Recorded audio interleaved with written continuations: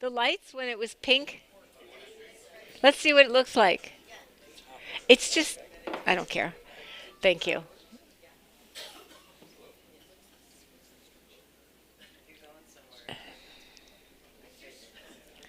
It's kind of nice, actually. Hot water, thank you.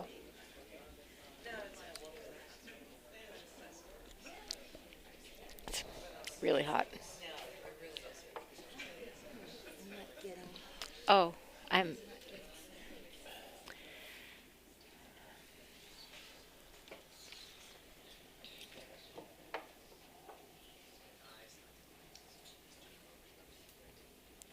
Are you plugged in?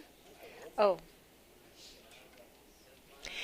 oh, no, that right before this was that.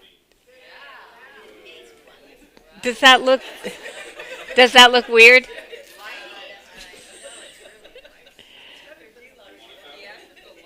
Just for once, just for a little change.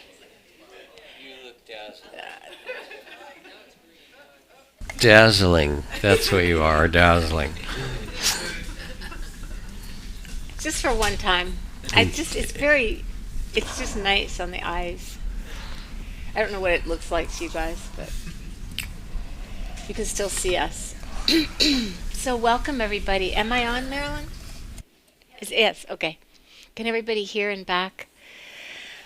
Welcome to Inside LA and welcome back to me. Last week I was with, it's amazing to think my aunt turned 95. I congratulated her on having all her marbles, and she said, almost all. So, um, but it was really wonderful to be together with family and then Thanksgiving, and now here we are. How many of you here today are new to Inside LA? Is anybody new? Welcome. Welcome. Um, so my name is Trudy, and I'm the founding teacher here, and this is Jack Cornfield, who is my husband. It still makes me laugh that we're married.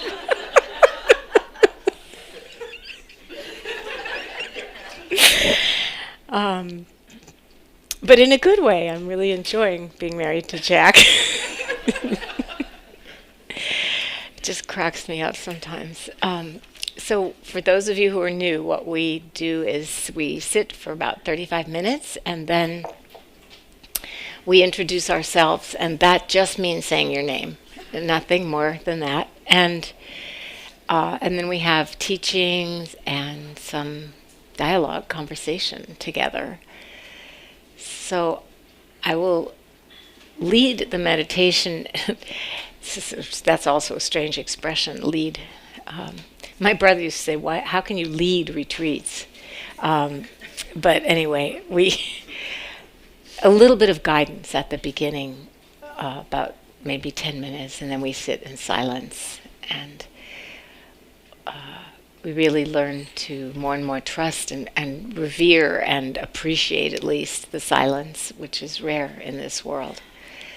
And so let's sit together.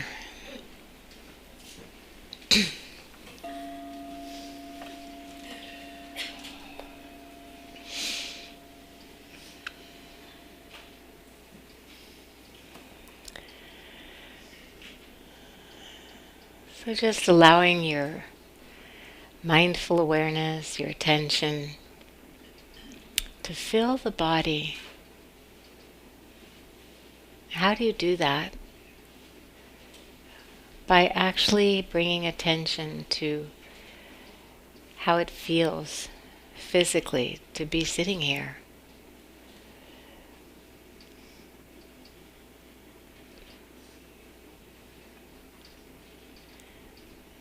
Just feeling the places where the body touches the chair or the cushion,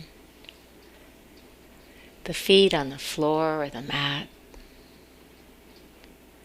the touch of your clothes against your skin.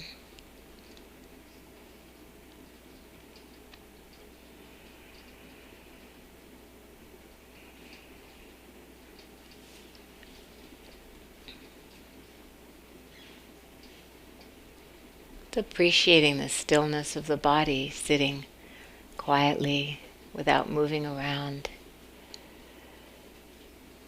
just resting, calm and still.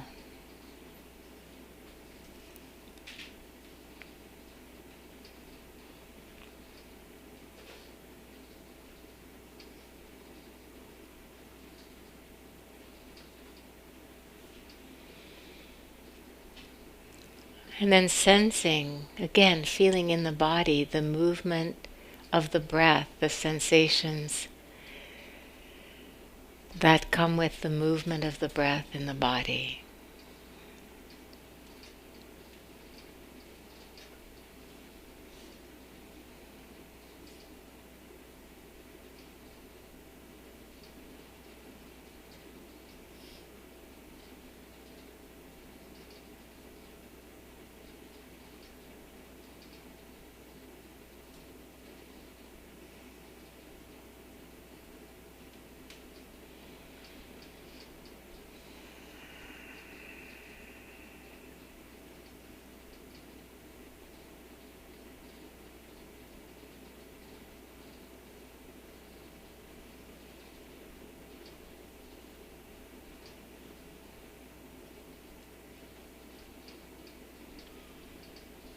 And resting the attention with the movement of the breath in the body helps us stay in the present moment, because we don't breathe yesterday's breaths or tomorrow's. We only hear the sounds of this moment and actually experience this breath,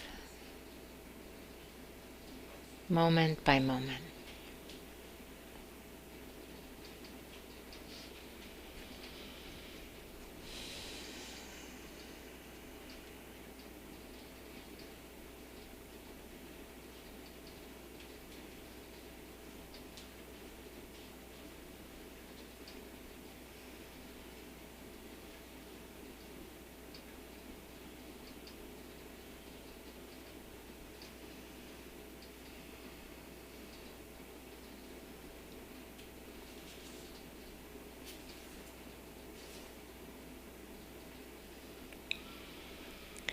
And when the mind wanders away into the past or the future, or maybe very far away to some distant place or time, the moment you notice that the mind has wandered, that very moment, this moment, is a moment of mindfulness. So it's a moment really to appreciate, instead of kicking yourself for the mind wandering, just appreciating, there's enough mindfulness to be aware of this. And that's the point, to be aware.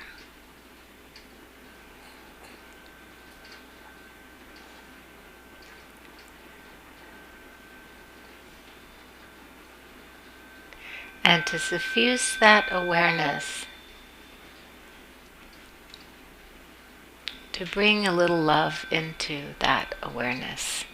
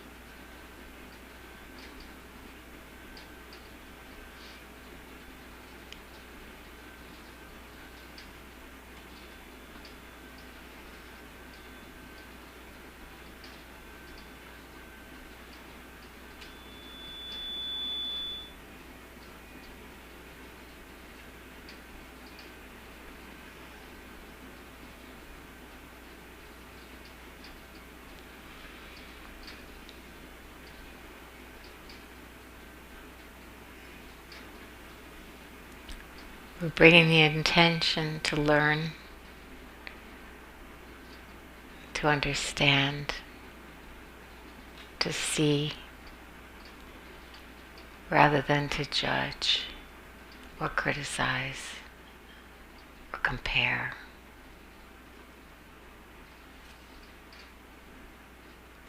Just to learn about ourselves, our hearts and minds, our bodies, just how it is to be life in the form of you, of me, of this moment.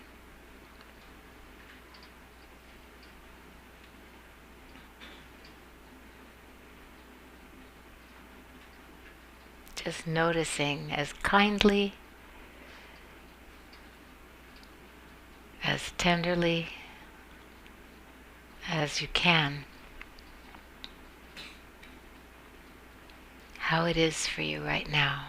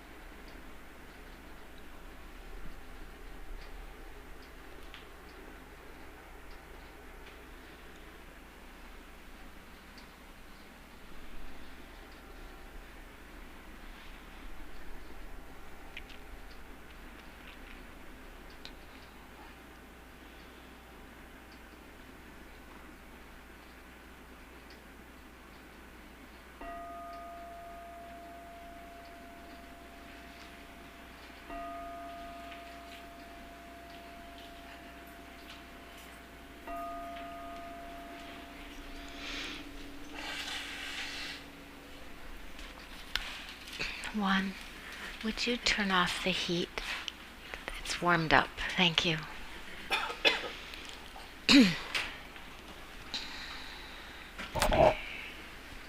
So we're just going to go around and introduce ourselves now. And as I said before, it's just involves saying your name. So for those of you who find it, nerve-wracking to speak in public, I think you can do it. Okay, thank you. My name is James. Hi. Hi. I'm Zia. Excuse me. Bonnie. Angela. Tony. Edward. Jackie. Tara. Wendy? Can you take the mic and pass it? Thank you. Gary. Lisa. Pilar. Rick. Marianne. Tony. Brenda. Jasmine. Julie. Joseph. Matthew. Laura. Carolyn. Ran. Michael. Juan. Mike. Sarah. Julie. Rory. Ryan. Andre.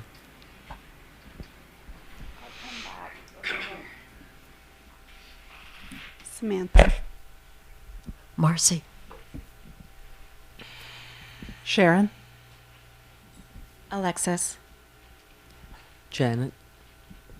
David. Shelley.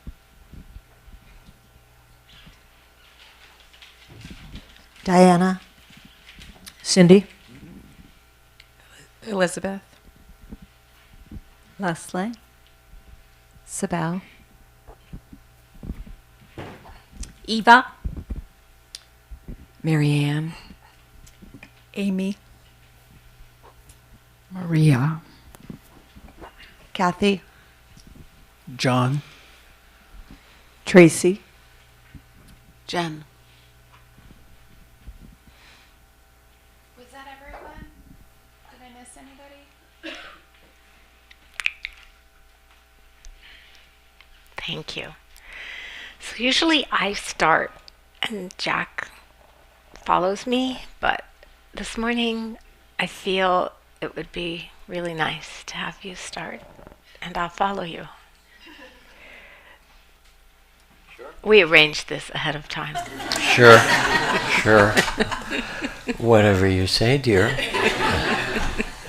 That's how it works, right? That's why I mentioned this was arranged ahead of time.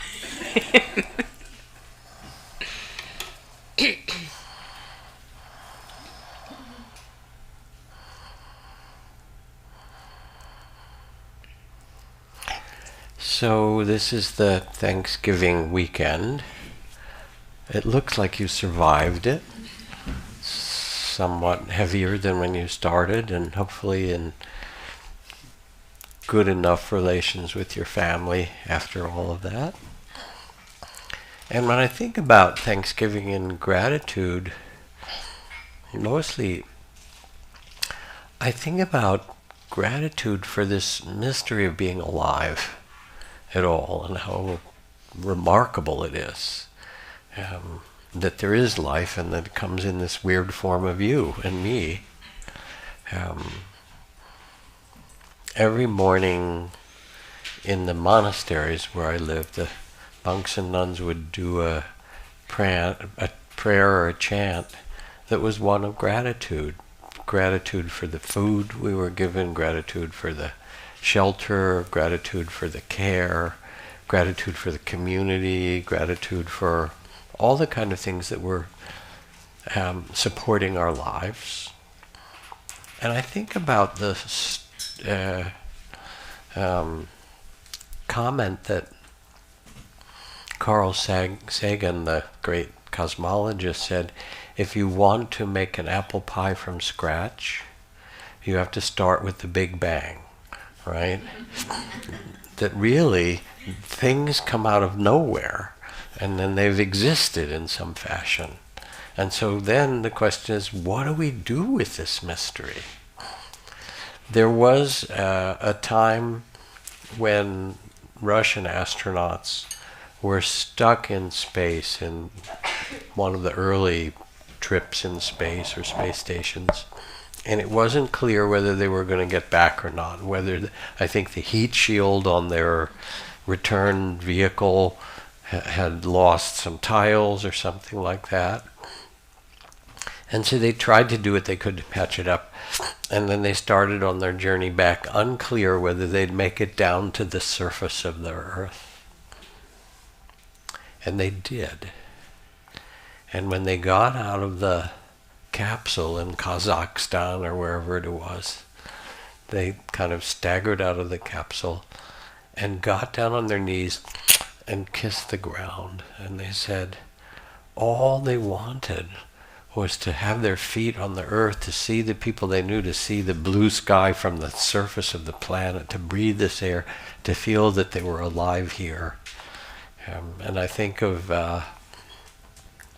one of the astronauts who, while he was whirling around in a spacesuit out there outside one of the capsules or something, quoted E. Cummings. He said, "I thank you most for this amazing day, for the leaping greenly spirits of trees and a blue true dream of sky, for everything that is natural, that is infinite, that is yes." There's a kind of therapy in Japan called Nikon therapy for people who are depressed or angry or whatever. And the form of therapy is they take you and put you in a very simple setting. It sounds kind of Zen-like. They feed you for a week. They leave you alone with a piece of paper, a big pad of paper, with one instruction. They want you to write down every possible thing you could be grateful for. And they give you some hints, thinking that you wouldn't be alive if somebody, no matter how badly your parents treated you, if somebody hadn't fed you 2 or 3 times a day when you were this little mewling, pooping baby that you were. Somebody did that for you. And you go on and on of all the things that have been given to you and make this exhaustive list, and somehow it changes people. They start to find a kind of sense of trust that the universe is here to support you and love you, actually, and it clearly approves of you, or you wouldn't still be here in some fashion or other.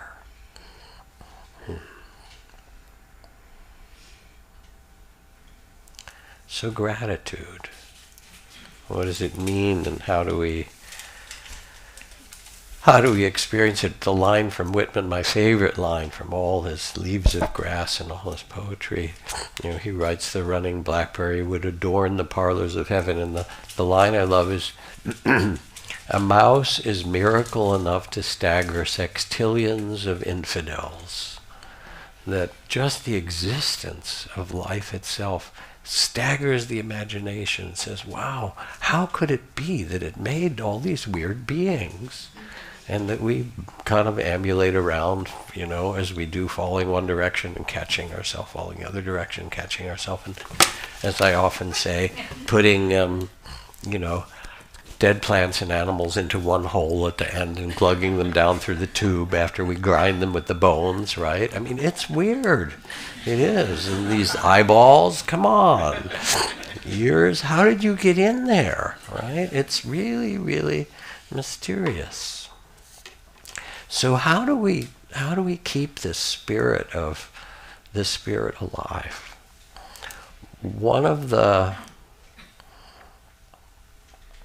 I want to talk about enlightenment for a moment. One of the most significant moments in Zen Master Suzuki Hiroshi's life, whose book Zen Mind, Beginner's Mind is this great classic. He describes his enlightenment. He was practicing one day, and he had the profound realization that nothing could be repeated. Take it in for a minute, that nothing could be repeated. That even though we try, or we go through our repetition, compulsion, we have all these things, that in fact, every experience has never happened before, and it's new in some remarkable way. So he had a young teacher named Katagiri Roshi, a young Japanese monk who came, who didn't speak very good English. And he said, I want you to do some Dharma teaching. Go and sit on the seat and offer some teachings.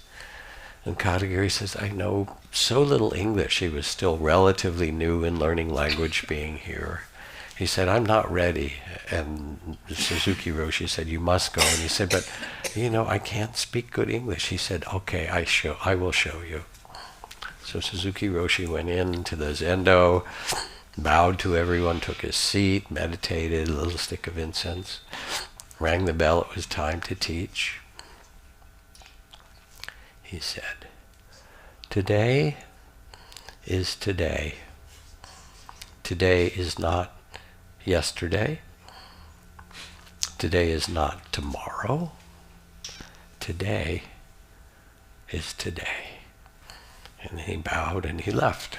And he said, all right, 7 words, I did it, right?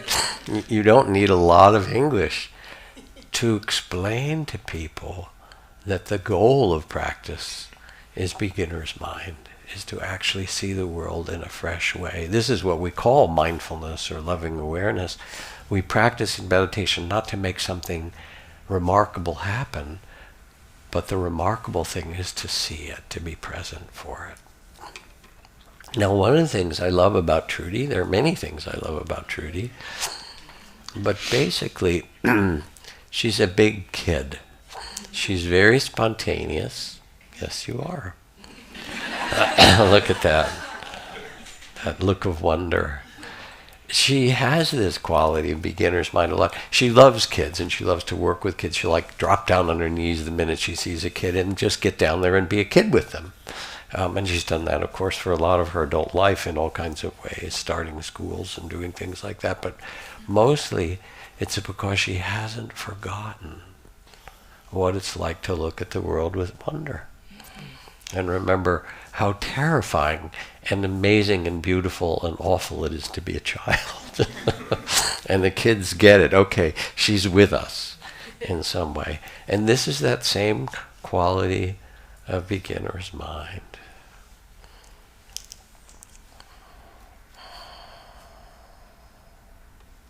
Poet.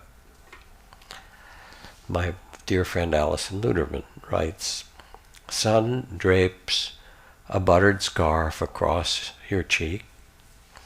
Rose opens herself to your glance. Rain shares its divine melancholy. The whole world keeps whispering to you, nibbling your ear like a neglected lover. I think those are kind of remarkable lines. Sun drapes a buttered scarf across your cheek. Rose opens herself to your glance. Rain shares its divine melancholy. The whole world keeps whispering to you, nibbling your ear like a neglected lover. And to meditate is simply the invitation to become really present for this life as it is, for the mystery of it, the beauty of it, the pain of it. In Tibet, one of the practices is to offer gratitude for the troubles, difficulties, and suffering you've been given. Thank you for all this suffering, because this is what will awaken in me the great heart of compassion. Nothing else will do it. Thank you. In fact, you pray for it. Grant that I be given enough suffering that my heart cracks open and I learn the great heart of compassion. Imagine asking for it. You don't have to ask for it, mind you, but you can ask for it. So it's another dimension of gratitude. Kind of question for you. What opens you to gratitude?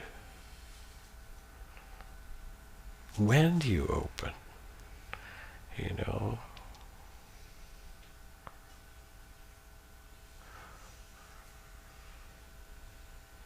Because what matters in the end is connecting with love, connecting with presence. When somebody asks for a little bit of attention, you know, would you give me a little attention? They're actually not asking for a little thing, because attention is love. And we use mindfulness interconnectedly with loving awareness. Mary Oliver's line, I was a bride married to amazement.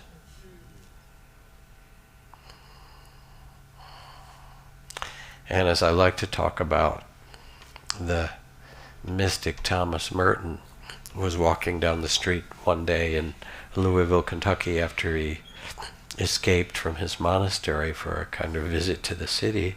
And there's a big public monument for it now. And all of a sudden he said, I saw the secret beauty behind the eyes of everyone walking down the street. And he wondered what I was doing in that monastery. You know, when everyone is walking by shining like the sun, he said the big problem would be if we could see each other that way, there'd be no more need for war or cruelty or greed. The big problem would be we'd fall down and worship each other. If only we could see that behind each eyes is something shining like the sun. So how is it, when is it that you've seen that? Because you all have. When is it that you remember? What helps you keep that sense of wonder and gratitude and the sacredness of life, the holiness of life?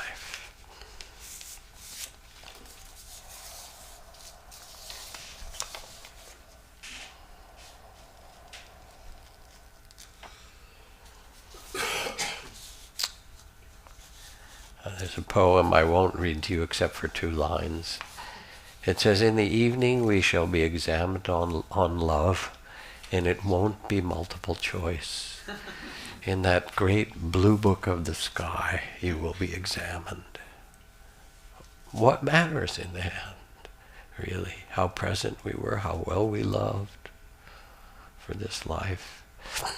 And then you read the coda, the footnote to Allen Ginsberg's famous poem, Howl, you know, where he begins with the suffering of the world in some way.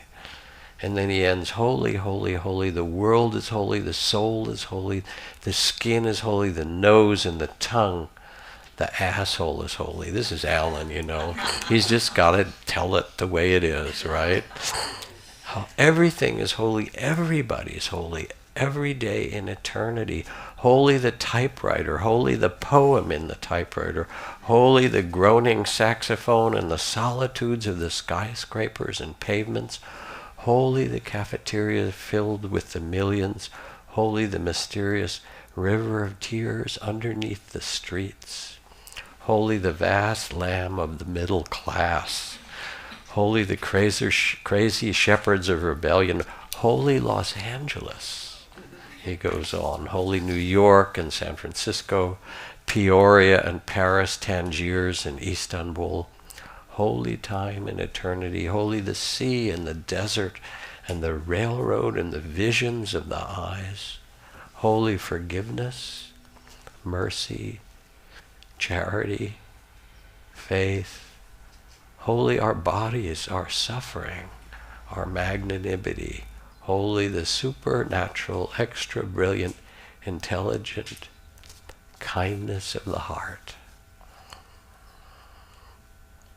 So to meditate is really not about having some special meditative experience. It's an invitation to see the world in this new way and to remember that you already know this.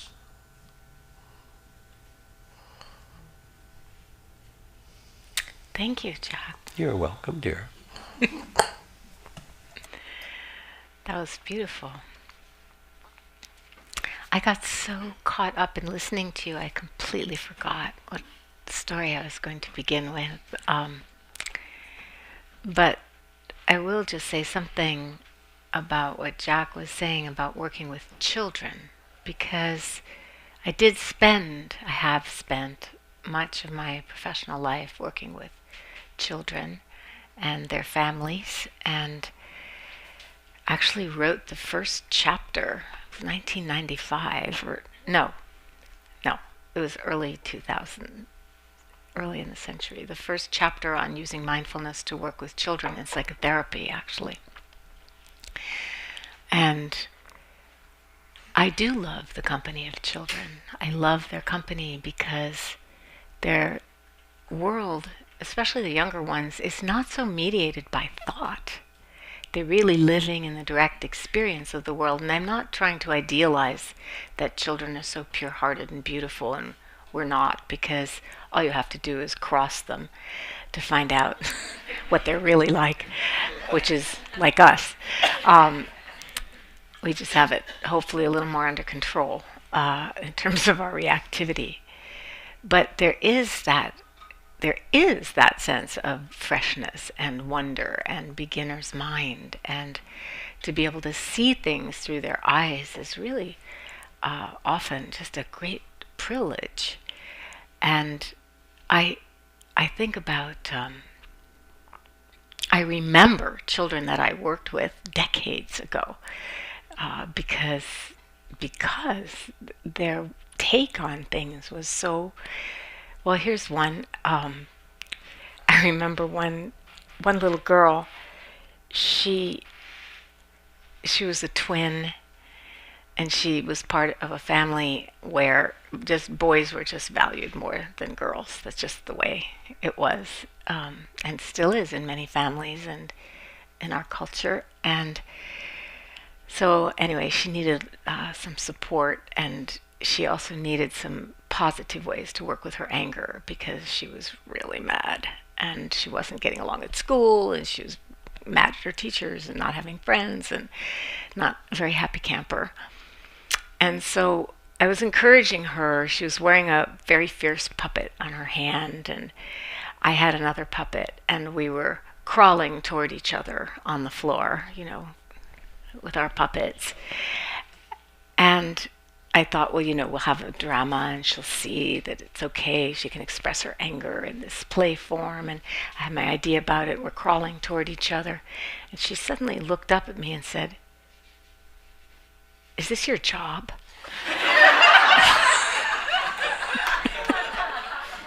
Her parents were both very accomplished physicians in our community. Anyway, I really, really appreciate.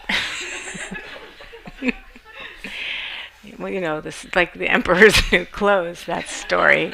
And when I think about Thanksgiving, yes, I actually think too about the sort of blissful years of thinking that Thanksgiving really was a wonderful celebration of this feast that the native people had with the colonizers, and that they taught them how to survive. The Indians taught the Pilgrims how to survive, and the Pilgrims in turn shared their harvest bounty with them. It's such a nice story, really. It's something then Thanksgiving becomes our favorite holiday because it's about harmony and celebrating abundance and feasting, and then we grow up and we discover there's more to that story. That feast may have happened, but it happened in a context. And I'm actually happy to see there are now some articles in the mainstream newspapers about, well, the reason that the Pilgrims survived is that the plague wiped out the native people, or, we begin to learn that, and that was not the white people killing the people of color, which is another reason that they survived. But we begin to hear the other side, and I think every culture has its legends and every culture has its stories, its origin stories.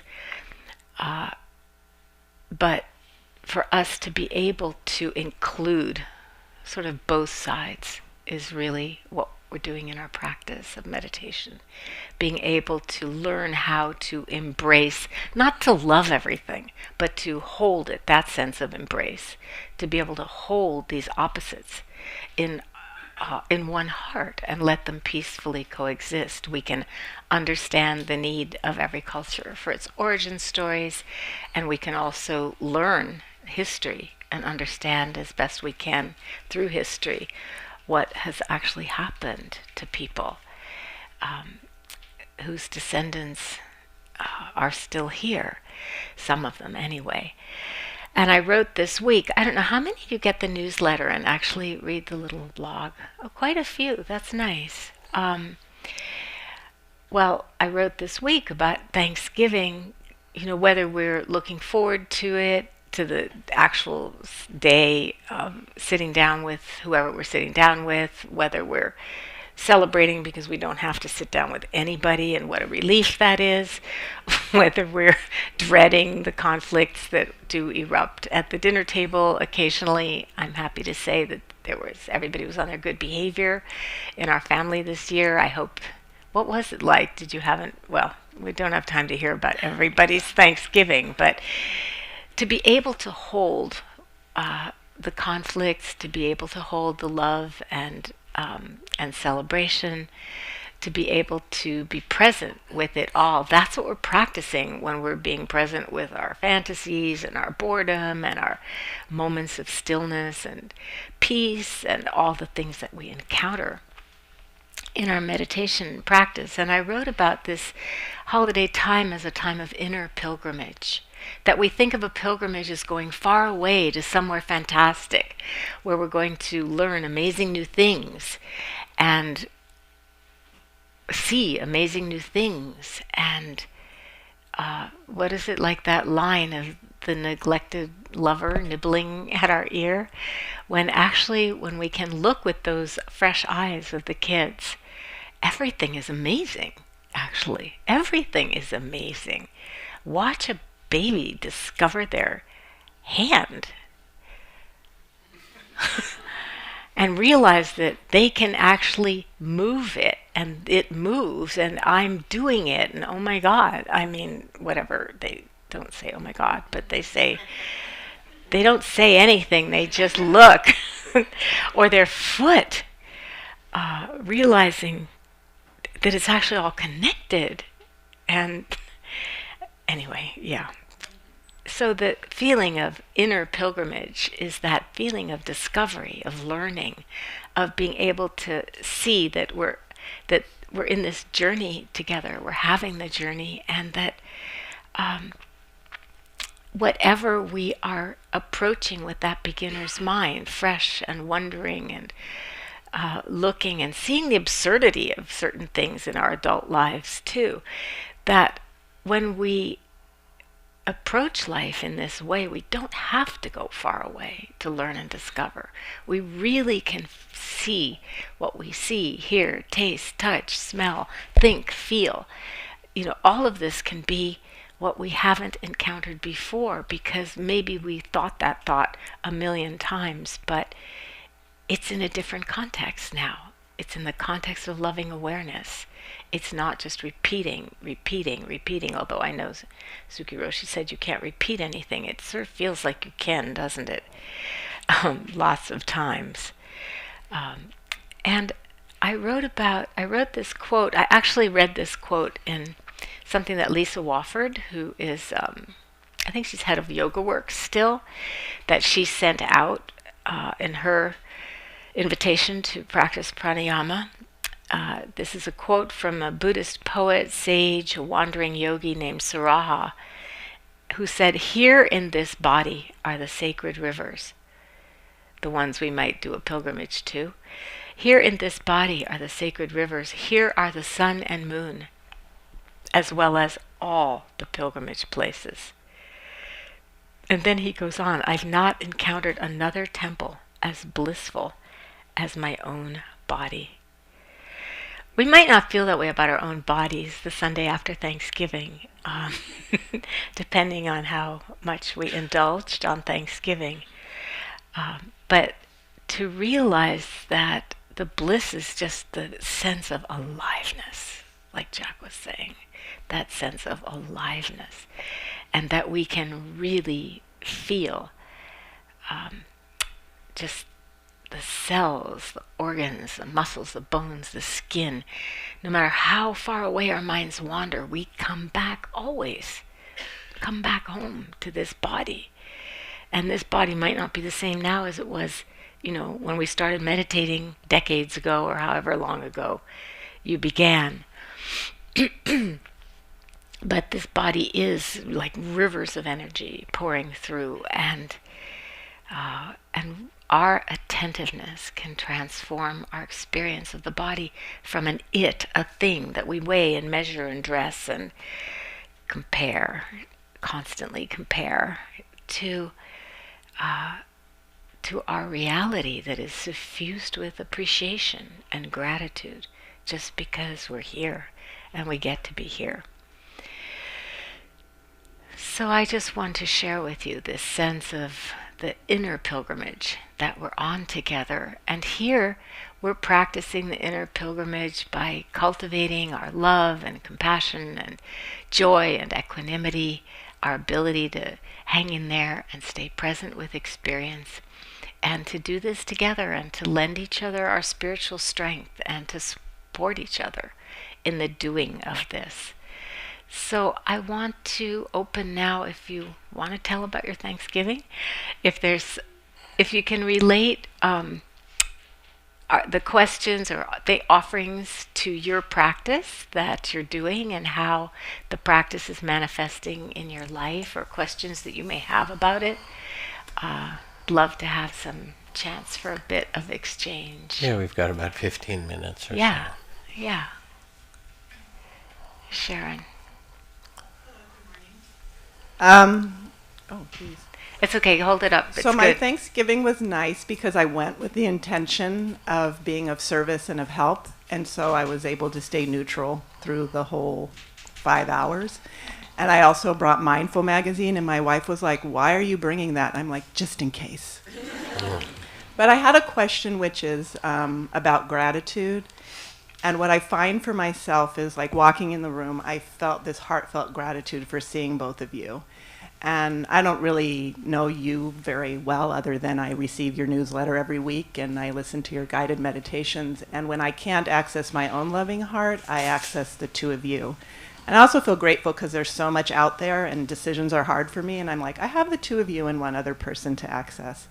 But my question is like, even in this moment, when I feel gratitude or appreciation, I also feel like mournful and anguish and heartbreak. And I even Googled it, like, the pain of gratitude, there must be a book. It's like, there's not a book. And sometimes people say, well, maybe you're just touched or moved. So I Googled that, and there's a thing called Kama Mutta, and there's all this science on it. But it doesn't connect to, like, heartbreak, and I don't know. Or I have an expectation that gratitude feels one way, but it doesn't for me. It feels like heartbreak. So I just wondered if you could speak on that. In meditation, they say there are two kinds of tears. The first are the tears for the suffering that we experience in our personal life in all the ways that we have. And one of the things that happens as you sit and get quiet is that you feel the losses, whether it's your own literal loss of someone who died or things that have been, tragic in your life, or other things that bring tears to your eyes. The second kind of tears are called tears of the way or of the Dharma. And those are the tears because your heart opens and it becomes tender and you feel climate change and you worry for those species that are going extinct, and you see the injustice of the world, the economic injustice or the plight of the refugees, and you can't not feel it. And even though you feel gratitude for this world, you also hold, as Trudy was saying, your heart gets big enough to hold the paradox of life. And in that gratitude and tenderness, there are both the tears of the way and the celebration that we're still here, and that's suffering is not just the whole of it or the end of the story, that there's something bigger that holds it. So actually you turn out to be more normal than you think.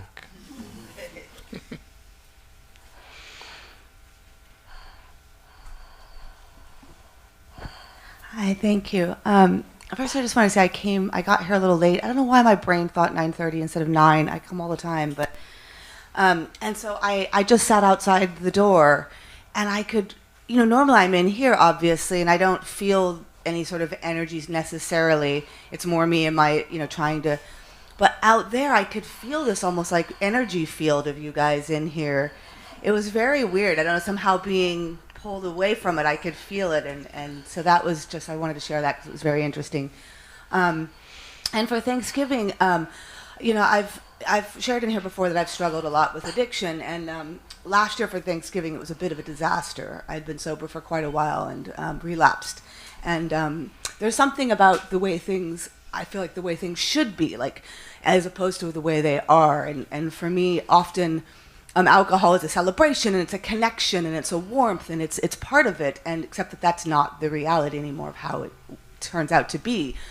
And I saw this, I read this article recently about winter and how it's a time of of inner, sort of what you were talking about, the journey where it's sort of an inner, and everything is hyper. Very symbolic. Are you still there?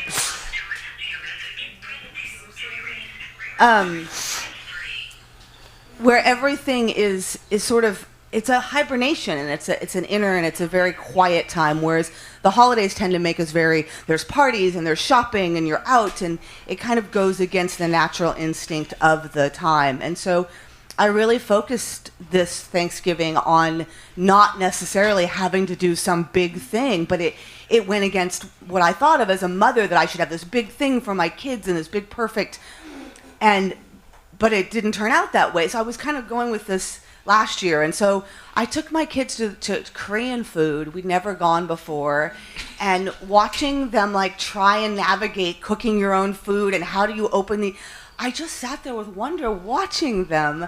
It was so bizarre and so beautiful, and it was wonderful. It really was really wonderful, and they seemed to have a great time, and I just wanted to share that. I instead kind of went with an instinct of being very small, and it was rainy, so it was a great time to go to soup and this wonderful warm. We didn't have any of the pressure of cooking, and it was very wonderful. But I've been really struggling with the idea of what the way things are and the way I think that they should be, so Yeah. It's like the story of Thanksgiving. It should have been like that. Really, that's how it should be. People helping each other and then enjoying the fruits of whatever they were working on together. Yeah, thank you.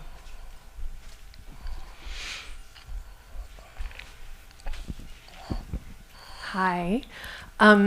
So I just wanted to share real quick. I don't want to take a long time.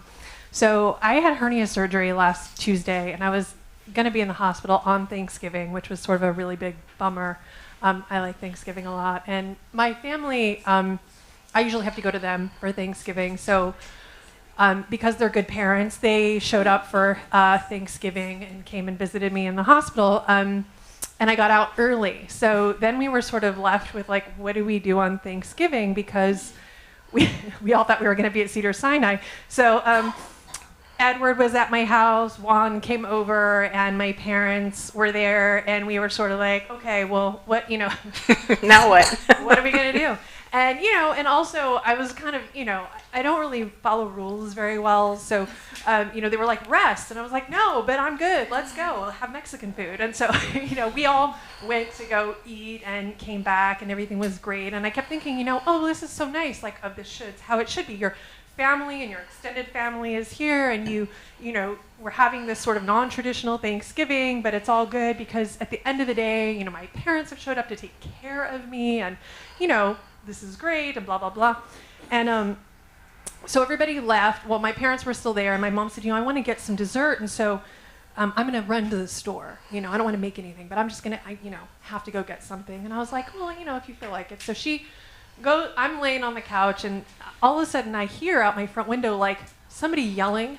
And I thought, are they fighting outside? Like, really? They've been gone like 5 minutes. And so then I hear my dad also yell, ah! And I thought, like, really? So I look out my window, and they're both on the ground outside, like, I don't know, carnage. And I thought, okay. So I run downstairs, and my mom had tripped and fallen down the front steps, and my dad tried to catch her, and then he tripped and fell on her, and they were both on the ground. And I thought, is this what's happening right now? Like, now, and here's me, post-surgery, like, helping them both up off the floor, and just like, and my dad starts laughing, and I was like, wow, he's like, this is a weird role reversal. And I said, but in that moment, I thought, like, my perception of what should be happening at my Thanksgiving, or what it means to be taken care of by my parents, because, they're supposed to be the caretakers, and they're supposed to be the ones. And so, at the end of the day, I'm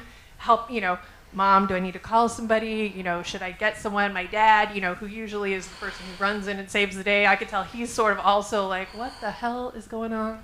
And, it just put me in a weird space for a minute where I thought, like, and it doesn't really matter that whatever you just had happen, like, it's important, but, like, these are your parents, and, like, they aren't always going to be able to care for you, and you are going to have to, step in when it's not convenient. And just that awareness in that moment of, like, how impermanent everything really truly is, and just to have this immense gratitude for the fact that they showed up at all, really, and to just take each moment for what it really is, as opposed to this sort of grand picture of how I think it should be playing out. Because it really just, after they left, I kind of cried, but then I took a minute, and it wasn't really tears of sorrow. It was sort of just out of awareness of what really is, Yeah, thank you. Yeah, that's what I wanted to share. Thank you. Glad they were okay. Yeah, they're okay. Yeah. Thank you, everyone, for sharing these wonderful stories. Mine is not about Thanksgiving, but how the meditation affects my life. I have a 3-year-old daughter who has had delayed speech, and we've talked about Jack before, that she goes to a social emotional school for preschool to help her put words to her feelings. And so a couple weeks ago, I was meditating in our garage, and I came back in the house, and she was throwing a tantrum over what type of yogurt she wanted. And we didn't have the yogurt she wanted. She wanted the vanilla. We had the plain. And so I asked her what she was going to do with her body. And she said, throw it on the floor.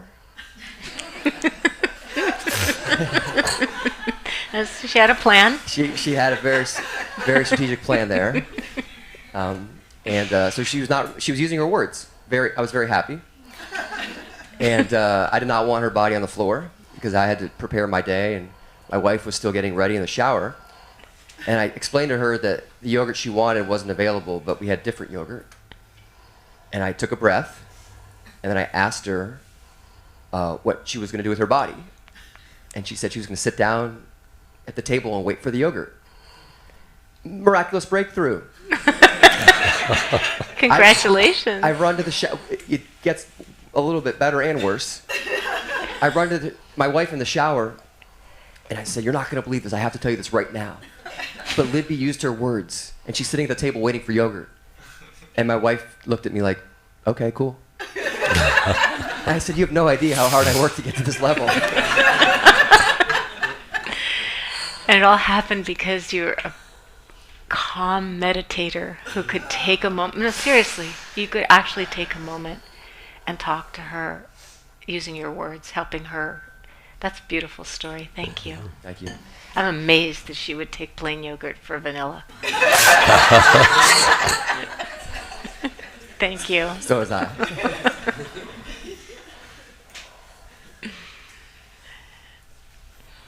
Oh, actually, we need to stop for now.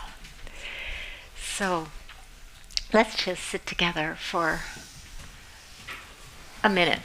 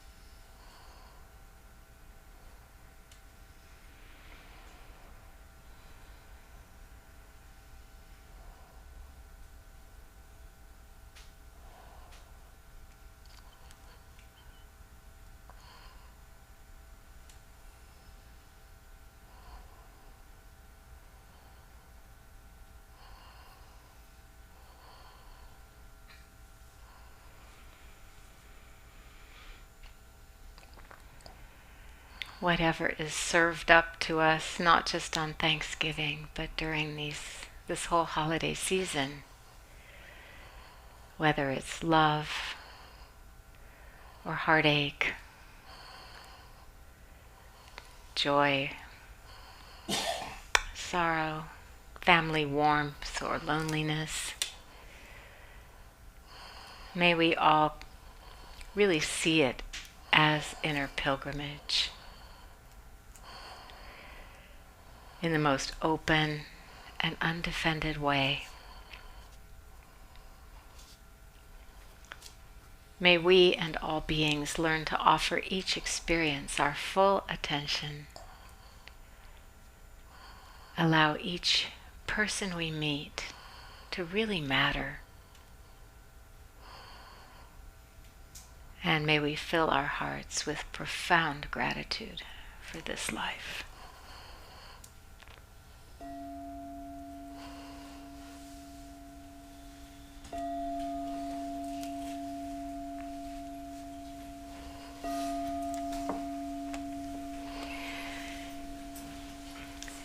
So as an expression of, one expression of gratitude, you could come to our benefit, our annual benefit that is happening. It's just an afternoon. I know everybody's very crazed or feels like they should be crazed during the holidays. I don't know. But it's the 14th in the afternoon, and it'll be Father Greg Boyle and George Mumford and Sean Korn and Jack and me. And if you can possibly afford to come and support Inside LA by coming to that, that would be really great. But there's other ways to support us that don't involve a big lump of money all at once, like the benefit. And those ways are volunteering. You can speak to Edward. Edward, will you just raise your hand? There's Edward. If you're interested in volunteering, you can be a Sunday morning volunteer. And the great thing about volunteering Sunday morning is there's a whole team.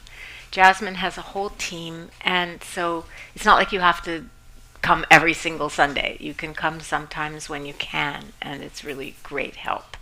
Just to set up, to help put things away, it's a great thing. You can become a monthly donor and give what you would give for one meal out.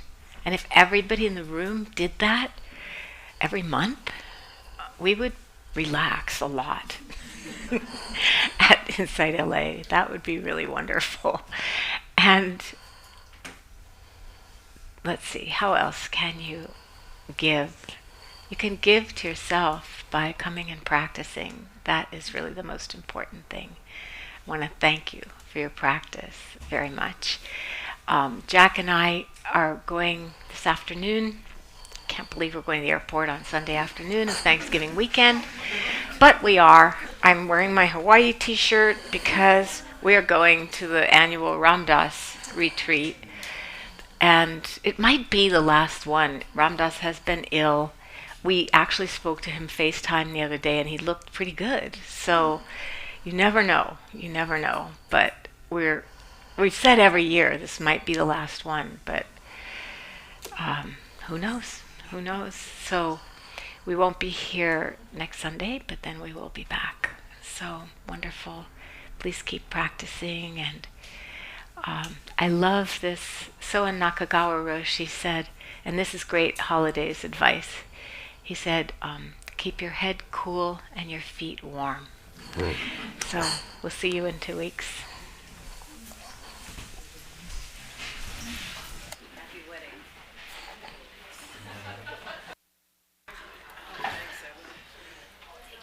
Oh, and before you leave, if you want to help put away the chairs, that's a great help. Oh, no, we need the chairs. I forget. We're teaching once again. No, just say hi to somebody you haven't met. Introduce yourself. Say hi. Make them feel they matter.